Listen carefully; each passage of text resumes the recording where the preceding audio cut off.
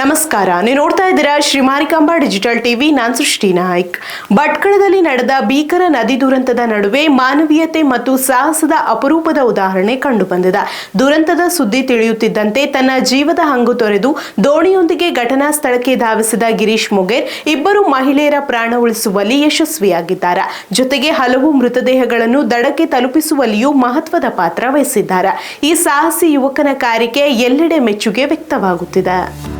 ಭಟ್ಕಳದ ತೆಂಗಿನಗುಂಡಿ ಅಳವೆಕೋಡಿ ನದಿಯಲ್ಲಿ ನಡೆದ ಭೀಕರ ದುರಂತದ ವೇಳೆ ಸಾಹಸಿ ವ್ಯಕ್ತಿಯೊಬ್ಬ ಮಾನವೀಯತೆ ಮೆರೆದು ಮಾದರಿಯಾಗಿದ್ದಾರೆ. ಗಿರೀಶ್ ಮೊಗೇರ್ ದೂರದಲ್ಲಿದ್ದ ತಮ್ಮ ಮನೆಯಿಂದಲೇ ಪರಿಸ್ಥಿತಿಯನ್ನು ಗಮನಿಸಿ ಒಂದು ಕ್ಷಣವೂ ಯೋಚಿಸದೆ ದೋಣಿಯೊಂದಿಗೆ ಘಟನಾ ಸ್ಥಳಕ್ಕೆ ಧಾವಿಸಿದರು. ತಮ್ಮ ಜೀವದ ಹಂಗನ್ನು ಲೆಕ್ಕಿಸದೆ ಮಿಂಚಿನ ವೇಗದಲ್ಲಿ ಕಾರ್ಯಾಚರಣೆ ನಡೆಸಿದ ಅವರು ಇಬ್ಬರು ತಾಯಂದಿರ ಪ್ರಾಣ ಉಳಿಸುವಲ್ಲಿ ಯಶಸ್ವಿಯಾದರು. ಅಷ್ಟೇ ಅಲ್ಲದೆ ಅತ್ಯಂತ ಕಠಿಣ ಪರಿಸ್ಥಿತಿಯಲ್ಲಿ 6 ಮೃತದೇಹಗಳನ್ನು ದಡಕ್ಕೆ ತಲುಪಿಸುವ ಕಾರ್ಯದಲ್ಲಿಯೂ ಪ್ರಮುಖ ಪಾತ್ರ ವಹಿಸಿದರು. ತನ್ನ ತಾಯಿಯ ಋಣವನ್ನು ನೆನೆದು ಇನ್ನೊಬ್ಬರ ತಾಯಂದಿರನ್ನು ರಕ್ಷಿಸಲು ಮುಂದಾದ ಗಿರೀಶ್ ಅವರ ಸಾಹಸ ಮತ್ತು ಮಾನವೀಯತೆ ಈಗ ಸಾರ್ವಜನಿಕರ ಮೆಚ್ಚುಗೆಗೆ ಪಾತ್ರವಾಗಿದೆ.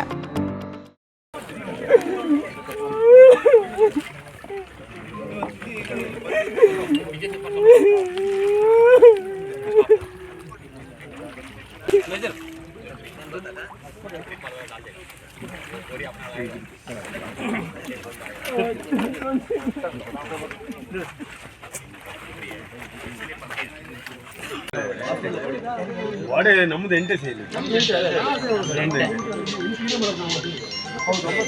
ಒಂದು ಇಲ್ಲೇ